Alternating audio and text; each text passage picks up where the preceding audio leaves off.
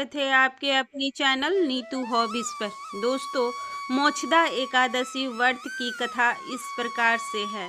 प्राचीन काल में चंपा नामक एक नगर था, जहाँ बैखानस नामक एक धर्मपरायण, न्यायप्रिय और चारों वेदों के ज्ञाता राजा शासन करते थे। उनके राज्य में प्रजा सुख शांति से रहती थी। एक रात राजा बैखानस ने स्वप्न में देखा कि उनके दिवंगत पिता नरक में भयंकर यातनाएं झेल रहे हैं। यह देखकर राजा अत्यंत व्याकुल और दुखी हो उठा। सुबह होते ही उन्होंने यह स्वप्न अपनी पत्नी को बताया और फिर किसी विद्वान ऋषि या मुनि से इस समस्या का समाधान जानने का निश्चय किया। राजा तुरंत पर्वत मुनि के आश्रम पहुँचे और उन्हें दुखी मन से अपना स्वप्न सुनाया। राजा ने मुनि से अपने पिता को नरक से मुक्ति दिलाने का प्रार्थना की। पर्वत मुनि ने योग बल से राजा के पिता के कर्मों को जान लिया और कहा, हे राजन, तुम्हारे पिता ने पूर्व जन्म में कामातुर होकर अपनी एक पत्नी को तो रति का दान दिया, किंतु सौत दूसरा पत्नी के कहने पर जब दूसरी पत्नी ने उससे ऋतु दान मांगा तो उन्हें मना कर दिया।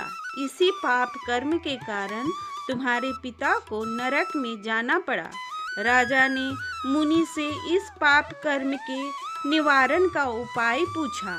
ऋषि पर्वत ने राजा को बताया, हे राजन, मार्गशीर्ष मास के शुक्ल पक्ष में जो एकादशी आती है उसका नाम मोक्षदा एकादशी है।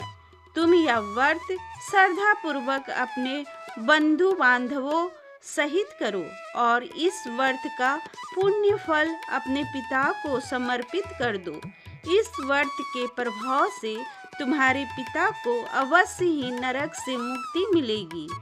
राजा बैखानस ने मुनि के कहे अनुसार मोक्षदा एकादशी का व्रत किया और उसका सारा पुण्य फल अपने पिता को अर्पित कर दिया।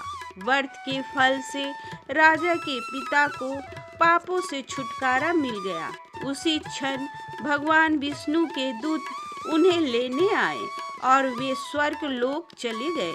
स्वर्ग जाते जाते उन्होंने अपने पुत्र को आशीर्वाद भी दिया। माना जाता है कि तभी से मोक्ष प्रदान करने वाली इस मोक्षदा एकादशी का व्रत करने की परंपरा आरंभ हुई। इस व्रत के प्रभाव से व्यक्ति के पापों का नाश होता है, उसे मोक्ष की प्राप्ति होती है और पूर्वजों को भी मुक्ति मिलती है। दोस्तों, वीडियो को लाइक से सब्सक्राइब करें। अगर चैनल पे नए हैं तो सब्सक्राइब जरूर करें।